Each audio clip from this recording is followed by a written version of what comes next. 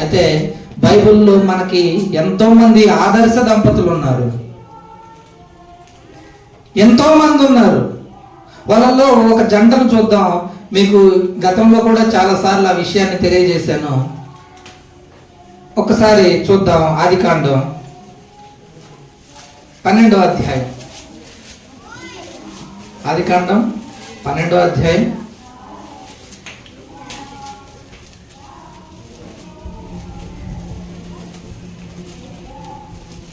మొదటి వచనం నుంచి దయచేసి చదవాలి.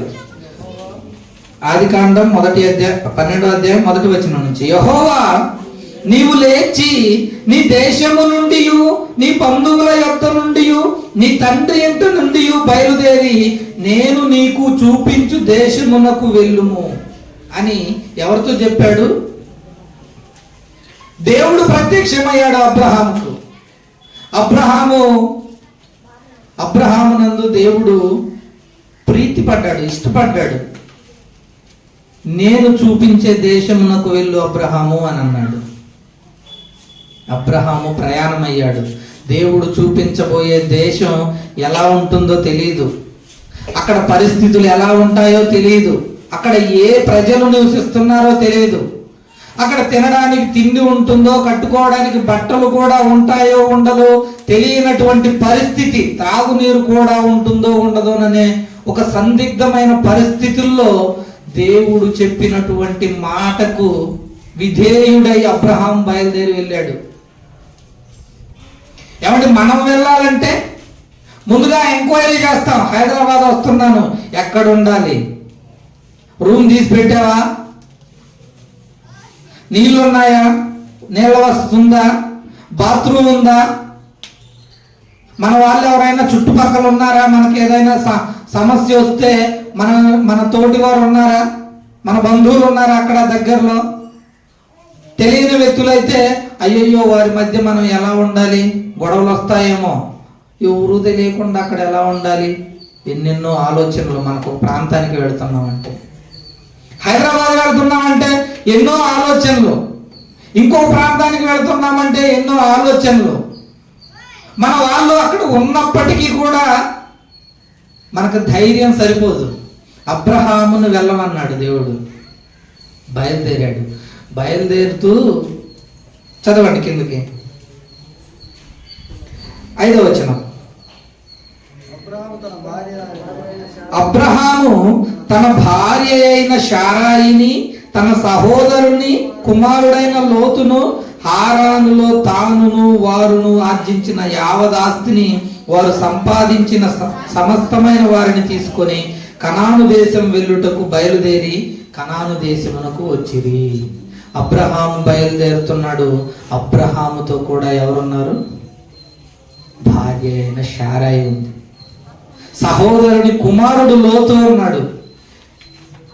ఏమయ్యా, నువ్వు వెళ్ళబోయే ప్రదేశం ఎలా ఉంటుందో తెలియదు, నేనెందుకు?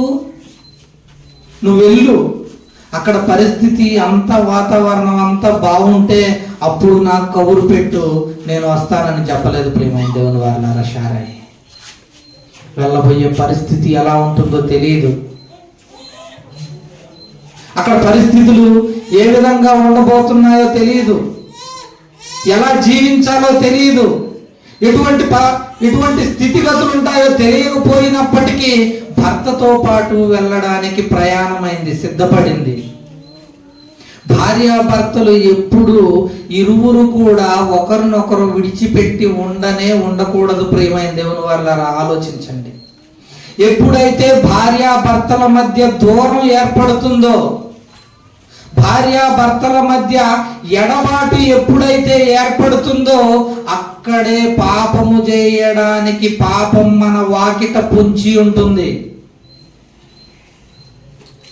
భార్యాభర్తలు గొడవల కారణంగా ఇద్దరు కూడా వేరైపోయారనుకోండి, పాపం వాకిట పొంచి ఉంటుంది.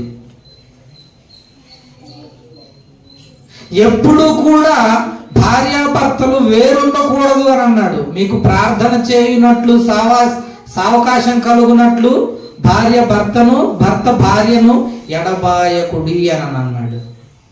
ఎందుకు?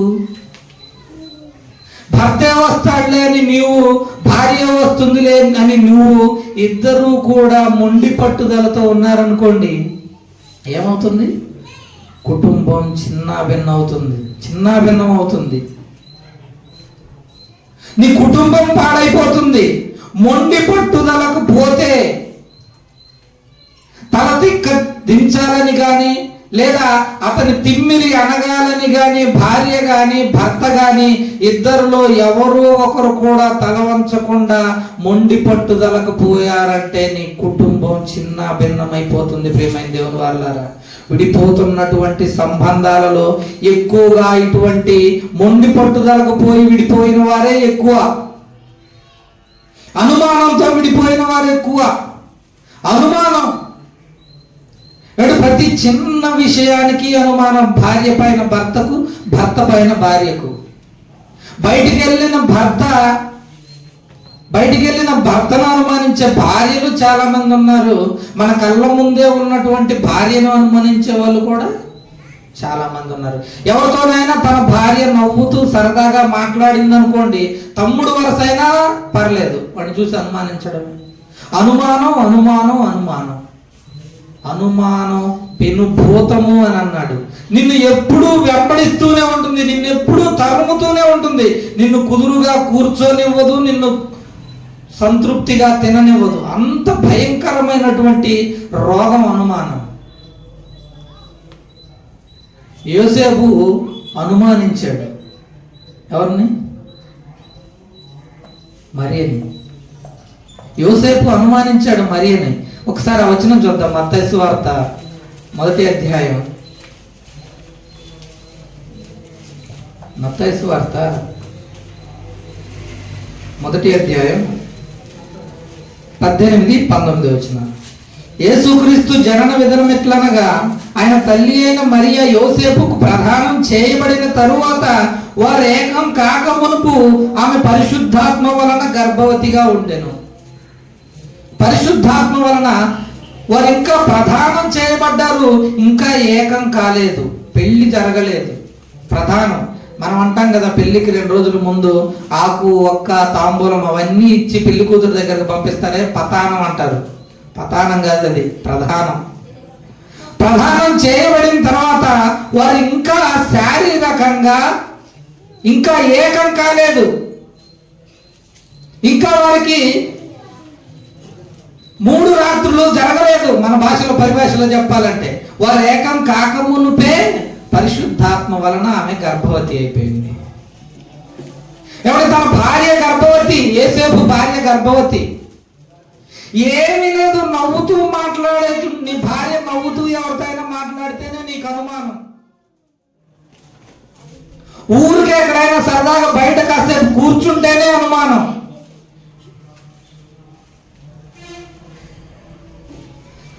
పనికి పోయి సాయంత్రం వచ్చేటప్పటికి ఎక్కడ తిరిగావు, ఎక్కడికి వెళ్ళావు, ఎక్కడికైనా బయటికి వెళ్ళింది అనుకోండి, కనబడలేదు అనుకోండి, ఎక్కడికి వెళ్ళిపోయావు? నేను అక్కడికి వచ్చాను లేవే.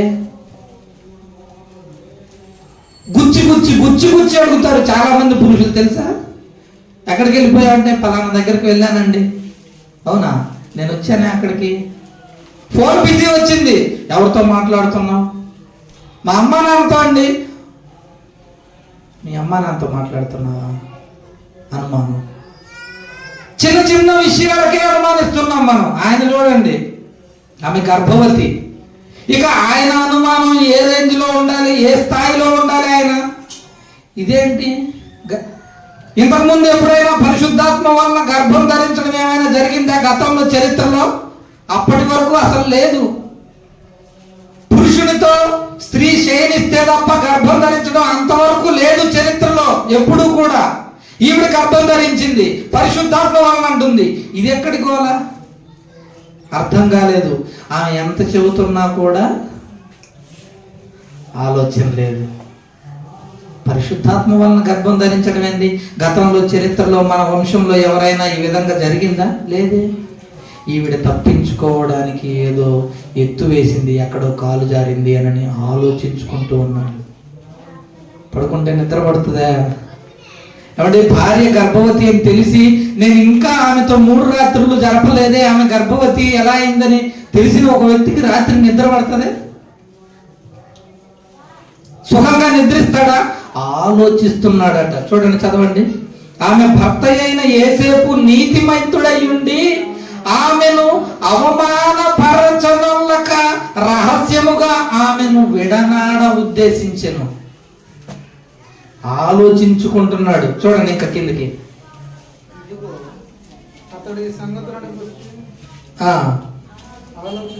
ఆలోచించుకుంటుండగా ఆలోచిస్తున్నాడు, ఈవిడ ఎలా గర్భవతి అయింది, ఎక్కడైనా తిరిగిందా, ఎవరితోనైనా చేయరాని కార్యక్రమం ఏదైనా చేసిందా, గర్భం ఎలా వస్తుంది అసలు పురుషునితో కలవకుండా? ఇది మొట్టమొదటిసారి, చరిత్రలో మొదటిసారే, ఇక ఎప్పుడు కూడా జరగలేదే పరిశుద్ధాత్మతో గర్భవతి కావడం. ఆలోచిస్తున్నాడు, ఇలాంటి కార్యక్రమాలు జరుగుతాయా, అసలు ఉంటాయా, ఈమె కళ్ళబొల్లి కబుర్లు చెబుతుంది నాకు అని ఆలోచించుకుంటూ, ఎందుకులే, నాకెందుకు వచ్చిన గొడవ, ఇంకా పెళ్లి కాలేదు కదా మాకు, ఇంకా మేము పెళ్లి చేసుకోలేదు కదా, ప్రధానమే కదా జరిగింది, రహస్యముగా విడనాడ ఉద్దేశించాడు.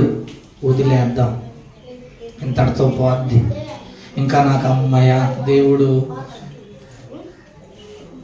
నా కళ్ళు తెరిపించాడు, నాకు పెళ్లికి ముందే తెలియజేశాడు, వదిలేద్దాం, ఇంతటితో ఈ గోల వదిలిపోతుందని ఆలోచిస్తూ ఉన్నాడట. అవమానపరచనొల్లక. అవమానపరచొచ్చా? ఏమంటే బయటికి నలుగురిలోనికి తీసుకొని వచ్చి ఆమె జుట్టు పట్టుకొని తీసుకొని వచ్చి, ఈమె ప్రెగ్నెంట్ అయింది, గర్భవతి అయింది, నాకు ఇంకా పెళ్లి కాలేదు, మేమిద్దరం ఏకం కాలేదు, ఈవిడికి ఈ గర్భం ఎలా వచ్చింది, ఇది నా వల్ల కలగలేదని బయటికి సమాజంలోనికి తీసుకొని వచ్చి అవమానపరచొచ్చా ఆమెని? యూదుల ఆచారం ప్రకారం రాళ్లతో కొట్టి చంపుతారు. ఒక స్త్రీ గర్భవతి అయితే, వేరొక పురుషుణ్ణి కూడినదైతే, అది నిరూపింపబడితే ఆమెను రాళ్లతో కొట్టి చంపేటువంటి సంస్కారం, సంస్కృతి, సాంప్రదాయం కలిగిన వారు యూదులు. ఆయన ఆలోచించుకుంటూ, ఎందుకులే ఏమైనా అవమానపరచడం. ఏమంటే చాలా మంది చూడండి, ఈరోజు తమ భార్య ఏదైనా పొరపాటు చేసింది అనుకోండి, ఎవరితోనో ఫ్రెండ్తోనో లేకపోతే ఎవరితోనో ఫోన్ మాట్లాడుతూ దొరికింది అనుకోండి, వెంటనే ఫోన్ చేస్తాడు అమ్మాయి తల్లిదండ్రులకు, రండి నీ కూతురు చూడండి ఏం ఘనకార్యం వెలగబెట్టిందో, పిలుస్తాడు. నీ కూతురు చూడండి ఎలాంటి పని చేస్తుంది, ఎవరితోనో ఫోన్ మాట్లాడుతుంది, పిలుస్తాడు. వీళ్ళమ్మ నాన్న పిలుస్తాడు, వాళ్ళమ్మ నాన్న పిలుస్తాడు, బజార్లోనికి తీసుకొని వస్తాడు. ఎవడేవాడు, ఎన్నాళ్ళ నుంచి సాగుతుంది ఇది కదా? అవమానపరచరా? భార్యను అవమానపరచరా? ఈయన ఎంత నీతిమంతుడై కాకపోతే అవమానపరచడం ఎందుకులే, వద్దులే. ఏమండి చాలా మంది యోసేపు గురించి చాలా తప్పుడుగా మాట్లాడాడు ప్రియమైన దేవుని వారు. యోసేపు క్రీస్తు శిలువలో చనిపోయినప్పుడు రాలేదట, మరియే వచ్చింది. యోసేపుకి ఇంకా తన యేసుక్రీస్తు అంటే ప్రేమ లేదు, అనుమానం ఉంది అని అన్నట్టు. చాలా తప్పు ప్రియమైన దేవుని వారు. ఆయన దేవుడే అన్నాడు, తాను నీతిమంతుడై ఉండి, నీతిమంతుడు అని దేవుడిచ్చిన స్టేట్మెంట్ అది. ఆయనకి ఇంకా అనుమానం ఏంటి? చాలా మంది మాట్లాడారు ఈ విషయాన్ని గురించి. అవమానపరచనొల్లటం ఇష్టం లేక తన భార్యను అవమానపరచకూడదు, నలుగురిలో పెట్టకూడదు, తన పరువు పోకూడదు. అయితే నేను మాత్రం సైలెంట్గా వదిలేద్దాం, రాత్రి పడుకున్నప్పుడు వెళ్ళిపోదామని అనుకుంటున్నాడు. భార్యను బజారులోనికి లాగి అవమానపరిచి చివరకు చిత్రహింసలు పెట్టి చంపేటువంటి కుటుంబాలు, కుటుంబ వ్యవస్థలు ఉన్నాయి ప్రియమైన దేవుని వారు. ఆదర్శ దంపతులు. వదిలిపెడదాం అనుకున్న ఆయనే పురుడు పోశాడు, ప్రసవం చేయించాడు. తన భార్యను దగ్గరుండి 9 నెలలు అపురూపంగా చూసుకొని ప్రసవ దినాలు నిండేంత వరకు ఉండి ప్రజా సంఖ్యలో రాయడానికి వెళితే అక్కడ పరిస్థితులు బాగోలేకపోయినా కూడా అక్కడ ఆమె పురుడు పోసుకున్నంత వరకు ఉండి అక్కడి నుంచి తన ఇంటికి తీసుకెళ్ళాడు. హేరోదు చంపుతున్నాడని తెలిసి ఆ నజరేత్ అనే గ్రామాన్ని విడిచిపెట్టి ఐగుప్తుకు తీసుకెళ్ళాడు తన భార్యను. అనుమానించినటువంటి భర్తే తన భార్యను ఎంత ప్రేమగా చూసుకున్నాడో చూడండి. యోసేపు ఎంత నీతిమంతుడు ప్రియమైన దేవుని వల్ల. ఆయన గురించి యోసేపు రాలేదు క్రీస్తు శిలువలో, మరియ మాత్రమే వచ్చింది, ఆయన మీద ప్రేమ లేదు అని అంటున్నారు, ఆయన అంటే ఇంకా అనుమానం పోలేదు అని అంటున్నారు. ఎటువంటి మాటలు మాట్లాడుతున్నారో అర్థమవుతుందా? నీతిమంతుడు అని దేవుడే స్టేట్మెంట్ ఇచ్చాడు ఆయన గురించి. అవమానపరచలేదు భార్యను అవమానపరచలేదు. మరియ కూడా ఆయనకు లోబడి ఉంటూ ఆదర్శవంతమైన జీవితాన్ని గడిపారు. ఆదర్శ దంపతులు వీళ్ళు. ఇక యోసేపు మనస్తత్వాన్ని ఎరిగిన దేవుడు యోసేపు లోపల కుంగిపోతున్నాడు, బాధపడిపోతున్నాడు, ఈయన తప్పు చేసిందేమోనని మదన పడిపోతున్నాడు. యోసేపు యొక్క ఆలోచనలు ఎరిగిన దేవుడు, యోసేపు అంతగా ఆలోచించుకో, నువ్వు అనుకునేంత ఆలోచన, నువ్వు చేసేంత ఆలోచన అక్కడ లేదు, అంత తప్పు పని ఆవిడ చేయలేదు.